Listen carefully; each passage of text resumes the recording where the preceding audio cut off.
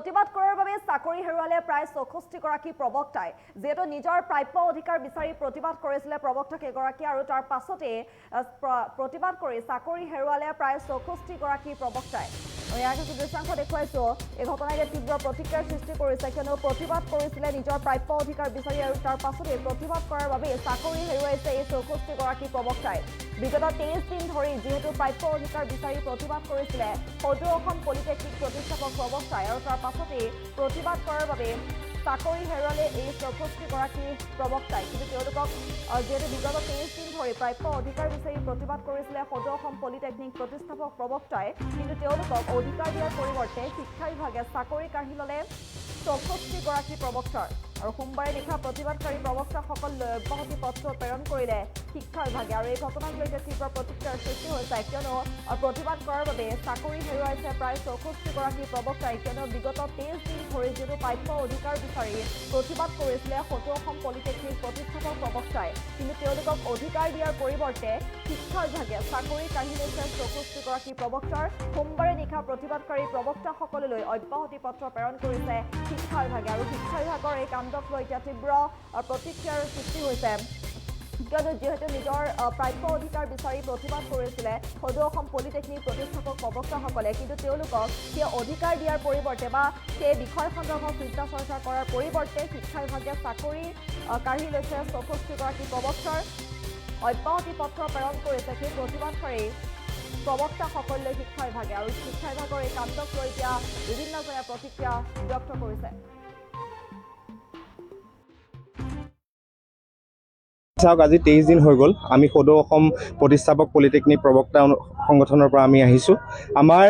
যেতিয়া 2017 চনত 11খন পলিটেকনিক প্ৰতিষ্ঠা কৰা হৈছিলে তেতিয়া আমাক লোৱা হৈছিলে প্ৰতিষ্ঠাপক প্ৰবক্তা হিচাপত 2017 চনৰ পৰা আমি বিভিন্ন চেলেঞ্জৰ মাজেৰে আহি পেলাই 8 বছৰ কাল আমি কাম কৰিলোঁ কলেজ কেইখন একো নথকা অৱস্থাৰ পৰা আজি সকলোখিনি কলেজ কেইখনত আছে 7টা বেচ পাৰ হৈ গ'ল সকলো ষ্টুডেণ্টে চাকৰি পালে কিন্তু আজিৰ ডেটতো আমি এনেদৰে ধৰ্ণাত বহি পেলাই প্ৰতিবাদ কৰিব লগা হৈছে আমি বিভিন্ন মহলক আমি আবেদন জনাইছোঁ আমাৰ অনাৰেবল এডুকেশ্যন মিনিষ্টাৰক আমি আবেদন জনাইছোঁ বিভিন্ন অথৰিটিক আমি আগবাঢ়ি গৈ পেলাই তেওঁলোকক ৰিকুৱেষ্ট কৰিছোঁ কিন্তু আমাৰ যোনবিলাক দাবী আছিলে আমাৰ যোনবিলাক সমস্যা কেতিয়াও তেওঁলোকে ছল্ভ কৰিবলৈ চেষ্টা নকৰিলে আৰু বহুত দুখজনক কথা যে আমি 23 দিন আজি এনেদৰে প্ৰতিবাদত বহি আছোঁ আমাৰ প্ৰব্লেমবিলাক তেওঁলোক ছল্ভ কৰাৰ মানে বিপৰীতে তেওঁলোকে কি কৰিছে কালি আমাক ৰিলিজ কৰি দিছে আমি প্ৰতিবাদ কৰিলে আজি এখন গণতান্ত্ৰিক দেশত আমাৰ কি প্ৰতিবাদ কৰাৰ অধিকাৰ নাই নেকি আমাক প্ৰতিবাদ কৰিলে আমাক চাকৰিৰ পৰা উলিয়াই দিব নেকি আজি কি আমাৰ অসমত বা আজি ভাৰতত কাৰো এনেকৈ মাত মতাৰ নিজৰ অধিকাৰৰ কাৰণে মাত মতাৰ কোনো অধিকাৰ হেৰুৱাই পেলাইছে নেকি মানুহে আজি আমাৰ সেইটোৱে প্ৰশ্ন আৰু আমি সকলো আমি ইয়াত 23 দিন যে আছোঁ আমাৰ এটাই আস্থা আছিলে এটাই আমাৰ ৰিকুৱেষ্ট আছিলে যে অনাৰেবল CM ছাৰে আমাৰ লগত কথা পাতক আমাৰ কথাখিনি জানক কাৰণ তেওঁক যোনবিলাক কথা কোৱা হৈছে যোনবিলাক কথা তেওঁলৈ গৈছে এইবিলাক সম্পূৰ্ণ বিপৰীত কিছুমান কথা কৈছে আৰু আমি আশা কৰিছোঁ যে গোটেই বস্তুটোৰ ওপৰত মানে অনাৰেবল হিমন্ত বিশ্ব শৰ্মা ছাৰে হস্তক্ষেপ কৰিব লাগে আৰু আমাৰ যোনবিলাক দাবী আছে অতি শীঘ্ৰে তেওঁ ছল্ভ কৰিব বুলি আমি আশা কৰিছোঁ আৰু চাওক ইমান দিন আমি 23 দিন আমি বহি আছোঁ কোনো এজন অথৰিটি আহি পেলাই আমাৰ খবৰ লোৱা নাই কোনোৱে আহি পেলাই আমাৰ কি হৈছে বুলি আজিলৈকে এটা মাত দিবলৈ অহা নাই কোনোৱে এখন আমাৰ ডকুমেণ্ট ল'বলৈ মানুহ অহা নাই এনেকুৱা কাৰোবাৰ লগত হৈছে নেকি আপোনালোকে চাওক আমি কি এনেকুৱা অপৰাধ কৰিলোঁ আমি অসমত কি এনেকুৱা অপৰাধ কৰিলোঁ 8 বছৰ চাকৰি কৰি বহুতো MVI আমি জন্ম দিলোঁ বহুতো ইঞ্জিনিয়াৰ আমি জন্ম দিলোঁ কিন্তু আজি আমি এনেকৈ পদত পঢ়ি পেলাই আমি কান্দিব লগা হৈছে আমি আমাৰ যোনবিলাক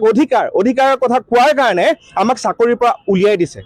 তেওঁলোকে কয় যে তোমালোকে কোৰ্ট কেছ কৰিছা হয় কোৰ্ট কেছ আমি কৰিছোঁ সকলোৱে কোৰ্ট কেছ কৰে যেতিয়া অথৰিটি বা ওপৰ মহলৰ ব্যক্তিসকলে আমাৰ কথাত যদি কাণসাৰ নিদিয়ে আমাক যদি গুৰুত্ব নিদিয়ে আমাৰ প্ৰতি অলপো যদি 1% যদি তেওঁলোকে আস্থা নেদেখায় তেতিয়াতো আমি জুডিচিয়াৰী ছিষ্টেমৰ ওপৰত আমি যাব লাগিব চ' আমি আমাৰ দাবী আমাৰ যোনখিনি আমাৰ দাবী প্ৰথমৰ পৰাই তেওঁলোকৰ আগত দাবী দাঙি ধৰি আহিছিলোঁ সেইখিনি এতিয়াও আছে আৰু আমাৰ এইটো একদম Ernest request to the honourable CM sir যে আমাৰ যোনখিনি দাবী সেইখিনি আপুনি চাওক গোটেইখিনি হস্তক্ষেপ কৰক আমাৰ লগত কথা পাতক আৰু আমাৰ যোনখিনি প্ৰব্লেম চলি আছে সেইখিনি ছল্ভ কৰক আৰু আমাক অতি শীঘ্ৰে আমাক চাকৰি ৰিইনষ্টেট কৰক কিমানমান তেনেকুৱা আছে মেট্ৰিক হায়াৰ ছেকেণ্ডেৰী ষ্টেণ্ড কৰিছে আমাৰ 80 to 84%ত মানে ডিগ্ৰী বা MSc মাষ্টাৰ্ছ কৰা মানুহ ইয়াতে বহি আছে আমাৰ যোগ্যতা নথকা মানুহ ইয়াত কোনো নাই চ' সেইবাবে আমি আকৌ ৰিকুৱেষ্ট কৰিছোঁ যে গোটেই মেটাৰটোৰ ওপৰত তেওঁলোকে হস্তক্ষেপ কৰক আৰু আমাক অতি শীঘ্ৰে আমাৰ চাকৰিৰ কাৰণে আকৌ ৰিইনষ্টেট কৰক আণ্ডাৰটেকিং লৈছিলে যে আমি বাহিৰত কোনো চাকৰি নকৰোঁ আমাক ইনিচিয়েল অৱস্থাত আণ্ডাৰটেকিং লৈছিলে যাতে আমি বাহিৰত ওলাই নাযাওঁ। কাৰণ কিয় কলেজ কেইখন নতুনকৈ খুলিছিলে আপোনালোকে জানে হয়তো AICT এফিলিয়েশ্যন লাগে, যেনেকৈ আমাৰ কলেজবিলাকত নাকৰ কিবা এফিলিয়েশ্যন এটা লাগে, তেনেকৈ ইঞ্জিনিয়াৰিং কলেজত AICT এফিলিয়েশ্যন লাগে। সেই AICT এফিলিয়েশ্যনৰ কাৰণে আমাক ল'লে, কণ্ট্ৰেকচুৱেল হিচাপত ল'লে, সম্পূৰ্ণ কণ্ট্ৰেকচুৱেল ফেকাল্টিৰে কলেজখন আৰম্ভ কৰিলে। আমাক AICTত কিন্তু ভুল তথ্য দি তেওঁলোকে ৰেগুলাৰ বুলিও দেখালে। AICT এপ্ৰুভেল পালে 8 বছৰ চাবক প্ৰবক্তা প্ৰায় 60জন প্ৰবক্তা আছে, বহুত বেছি প্ৰবক্তা নাই। যোনসকল 3 বছৰ 2 বছৰ আগত সোমাইছিলে তেওঁলোকে চাকৰিত আৰামত কাম কৰি আছে। আমাক যেনেধৰণে চাকৰিত লৈছিলে, আমাক বন্ধকত চাৰ্টিফিকেট থৈ পেলাই আমাক চাকৰিত লৈছিলে, আমাক AICTত ৰেগুলাৰ হিচাপত দেখাই পেলাই আমাক চাকৰিত লৈছিলে। বাকীসকলক তেনেকৈ লোৱা নাই, আমাৰ প্ৰপাৰ ইণ্টাৰভিউ প্ৰচেছত আমাক চাকৰিত লৈছিলে। আমাৰ যেতিয়া ইণ্টাৰভিউৰ কাৰণে আমি এপ্লাই কৰিছিলোঁ 80 to 84% কাট অফ কৰি পেলাই তেওঁলোকে আমাক ইণ্টাৰভিউৰ কাৰণে শ্বৰ্টলিষ্ট কৰিছিলে। আমি কোনো 2 নম্বৰী পন্থাত আমি চাকৰিত সোমোৱা নাই। যোনসকলে 2016 চনত তাৰ আগতে যোনসকলে 2 নম্বৰী পন্থাত চাকৰি সোমাইছিলে আমি দেখিবলৈ পাওঁ তেওঁলোক APSCৰ মানুহে কিন্তু এতিয়া চাকৰিত আকৌ ধুনীয়াকৈ সোমাবলৈ পাইছে, তেওঁলোক সুবিধা পাইছে। কিন্তু আমি যোনসকলে ইমান দিন কষ্ট কৰি কাম কৰিলোঁ, আমি ইমান দিন 8 বছৰ কাল একো নথকা এখন পলিটেকনিক, এখন ইঞ্জিনিয়াৰিং কলেজ আজি এনেকুৱা এটা অৱস্থালৈ লৈ আনিলোঁ। আমাৰ ষ্টুডেণ্টে আজি ডাঙৰ ডাঙৰ চাকৰি পালে, তেওঁলোকে APSCত চাকৰি পাইছে, MVI পৰ্যন্ত হৈছে, তেওঁলোকে জুনিয়ৰ ইঞ্জিনিয়াৰ হৈছে। কিন্তু আমি আজি ৰাজপথত কান্দি আছোঁ, 23 দিন কান্দিছোঁ, কিন্তু আমাৰ কথা শুনিবলৈ কোনো নাই। আমি যেতিয়া এডুকেশ্যন মিনিষ্টাৰ ছাৰৰ ওচৰত যাওঁ, আমি বহুতবাৰ গৈছোঁ, তেওঁ কিন্তু আমাৰ প্ৰতি কোনো ধৰণৰ আস্থা নেদেখায়। আমি কিয় সেই কথাটো বুজি নাপাওঁ, আমি কি অপৰাধ কৰিছোঁ আমি সেইটো বুজি নাপাওঁ। তেওঁক আকৌ আমি এডুকেশ্যন মিনিষ্টাৰ ছাৰক এই যোনটো প্ৰেছ মিটৰ থ্ৰু দি আকৌ আমি ৰিকুৱেষ্ট কৰিছোঁ যে তেওঁ আমাৰ কথাখিনি আকৌ ভাবক, আমি কি অপৰাধ কৰিলোঁ, আমাৰ কি অপৰাধ আছে, আৰু গোটেই মেটাৰটো CM ছাৰে হস্তক্ষেপ কৰক আৰু আমাক এটা ন্যায় দিয়ক, আমাক জাষ্টিছ দিয়ক, আমি সেইটোৱে দাবী কৰিলোঁ। আমাৰ যি পলিটেকনিক 11খন পলিটেকনিক CM ছাৰে পাতিছিলে, তেতিয়া সময়ত তেখেত শিক্ষামন্ত্ৰী আছিলে আৰু তেখেতৰ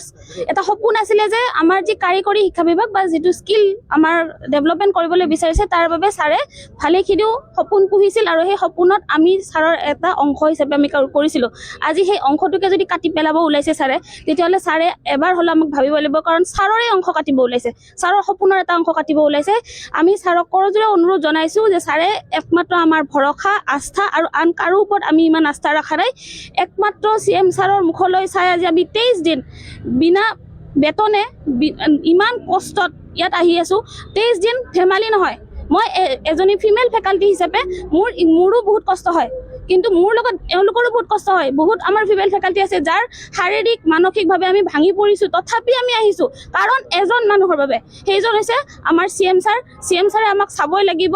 আমি তেখেতক বাৰে বাৰে অনুৰোধ জনাইছোঁ, কাৰণ ছাৰৰ যি সপোন, সেই সপোন বাস্তৱায়িত কৰাত আমি বহুখিনি ত্যাগ কৰিছোঁ, আমি বহুখিনি দিছোঁ। আৰু আজি যেতিয়া এডভান্টেজ আছামৰ সময়ত ছাৰে বহুত আশা লৈ পেলাই আগুৱাই নিব বিচাৰিছে অসমক, আমাক সেইখিনিত এটা অংশীদাৰী হোৱাৰ আমাক এটা সুবিধা দিয়ক। কাৰণ ছাৰক আমি ইমান দিনেদি যিখিনি কৰি দিলোঁ বা আমাৰ যি কেৰিয়াৰক আমি এইটো ক্ষেত্ৰত বহুতখিনি ভাবি লৈ ছাৰৰ ফালে চাই আগবাঢ়িছিলোঁ, গতিকে আমাকো যাতে তেখেতে চাই। যিকোনো খবৰৰ বাবে যোগাযোগ কৰক 7099017330 লগতে 7099017110